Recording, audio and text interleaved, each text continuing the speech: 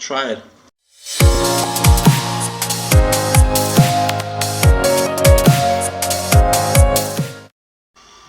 I'm tearing a couple of potatoes on this grater, and then I will put some flour in and I will make some bread on the pan, so it's going to be great.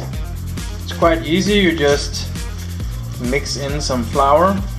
This is a type of wheat called Spelt. Let's see how this goes. Last time I did it was not whole grain, whole wheat, but it was just organic wheat, white wheat flour. But this time it will be this one. Let's see how it goes. If it will stick together or fall apart. And then you just start mixing it. And this is not enough flour because it's too wet. So there's only potato and flour here, not water or anything else. You could actually add some black pepper or cayenne pepper maybe, but I'm doing it simple, just potato and flour.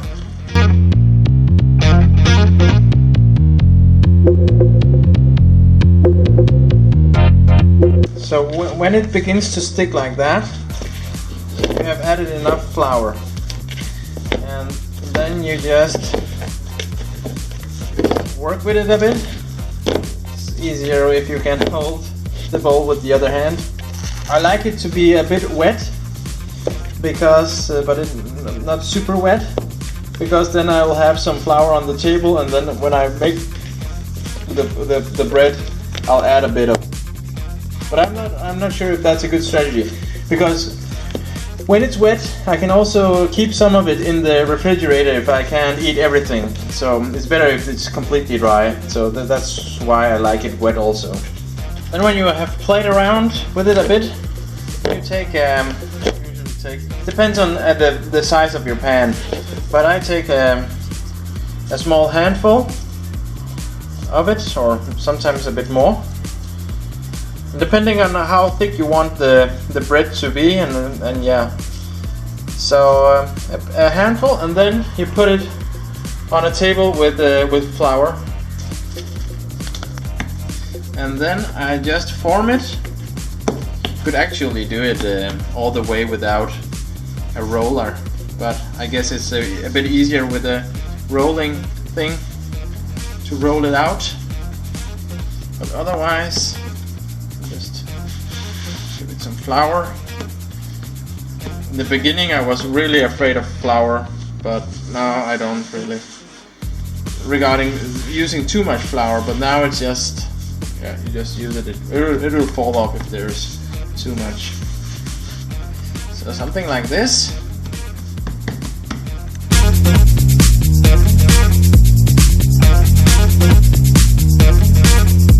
So now we have the flatbread.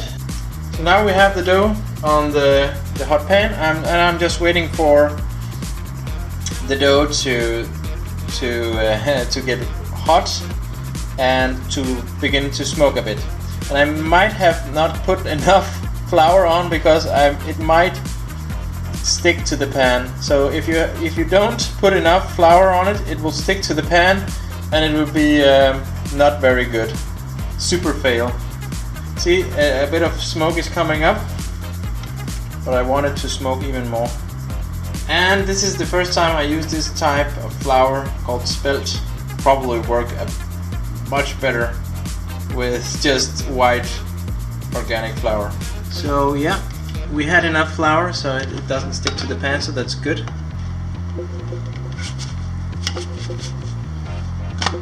Well, the heat isn't so it's not so hot as I'm used to, so it doesn't smoke that much, but I was still able to flip it. But the thing I like to avoid is that it gets burned too much, so I just flip it, continue to flip it. If it's warm, then you can flip it constantly almost, and then it will be finished. When the color changes, that it will not become soft, it will become harder.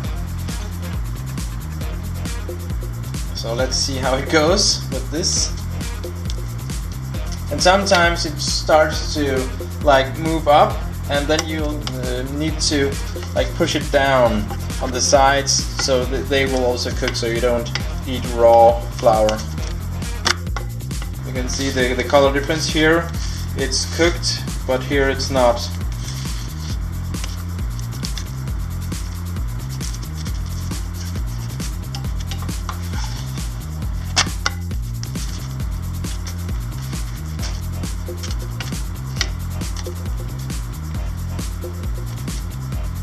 Maybe this slow cooking procedure is okay even.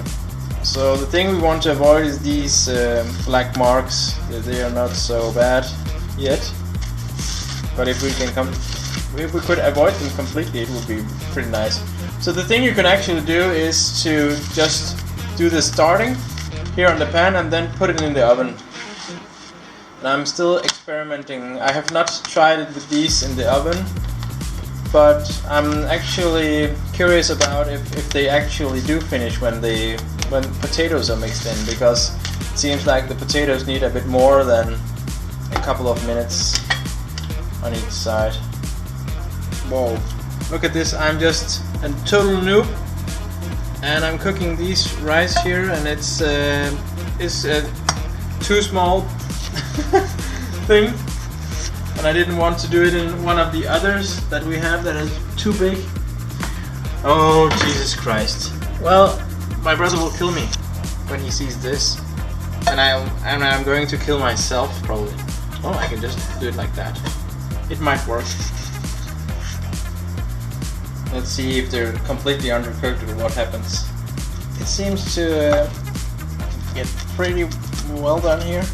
And it's also a good tip is that don't make it too big, because otherwise it will be on the sides of the pan, and that doesn't work. And these flatbreads, you can use them as wraps or whatever you like, because they actually become quite flexible even after they've been cooked. You can see it's, I don't know if you can see it. At some point it will start to grow in some places. And that's because there is some air trapped between the layers of the dough. My biggest challenge with this is that I don't really know when the dough is finished. I don't know if I dare to eat it now, and if the sides are finished, or if the...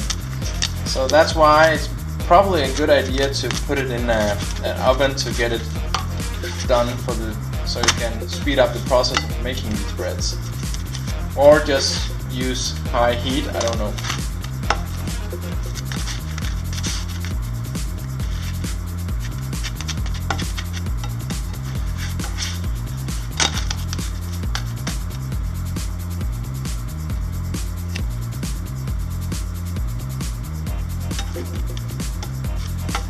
I don't know the dangers of eating undercooked dough, so it must be like you just get a stomach pain or something. It doesn't digest very well probably.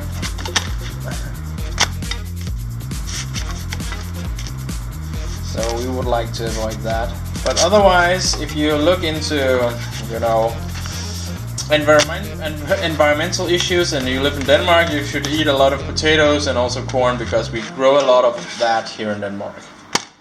So this should be your staple if you live in Denmark, or just whole potatoes, boiled or steam potatoes. I'll do it also. Bread, rye bread, dark rye bread is very popular in Denmark. The only sad thing about the rye bread you can buy, that it contains a lot of salt. Some of them also some oil. But this is also a great alternative. Potato and flour. Then you have this. And you probably don't need to do it as long as I do it now. I don't know the heat, what's going on with the heat on this pan. Right here. So it's still a bit hot. And when you use this whole grain kind of spelt,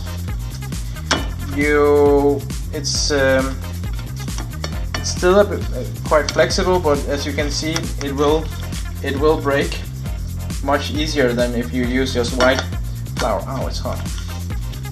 But otherwise it's still quite flexible, and you would be able to use it as a wrap probably in some way, just like that, blah blah blah. But you will not be able to roll it very elegantly like that. So it all depends on the flour type you use. So you can all try different kinds of flours, and I think this one is finished. It's out.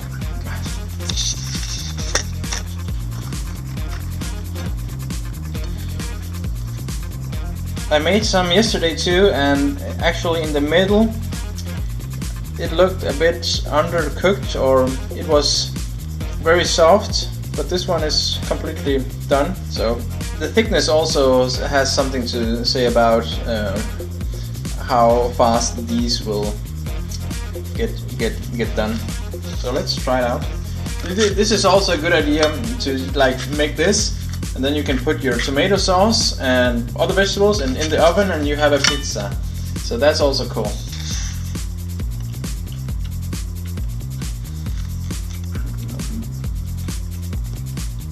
It's actually quite good. The thing is that if you do it only with flour and water, it's not as tasty as this, because the potato gives additional flavor to the bread, and that is just amazingly great. But you can also eat this with homemade salsa or ketchup, something like that. It's a great healthy snack without any oil and salt, and you can eat as much as you want of this without getting fat, because it's high carb, low fat, and the protein is also quite low protein, but compared to 80-10-10, I think it's more than 10% protein. No, potatoes are low in protein, but the flour is quite high in protein. We have 12 grams of protein compared to 73 grams of carbohydrates, and the fat is only 3 grams. So quite high in protein, more than 10%. Really good. I would prefer this millions of times compared to any other snack, almost. I would rather eat this than low salt, or no salt and no oil popcorn, for example. This with a good salsa dip or something. The potato does the difference, I tell you. Try it.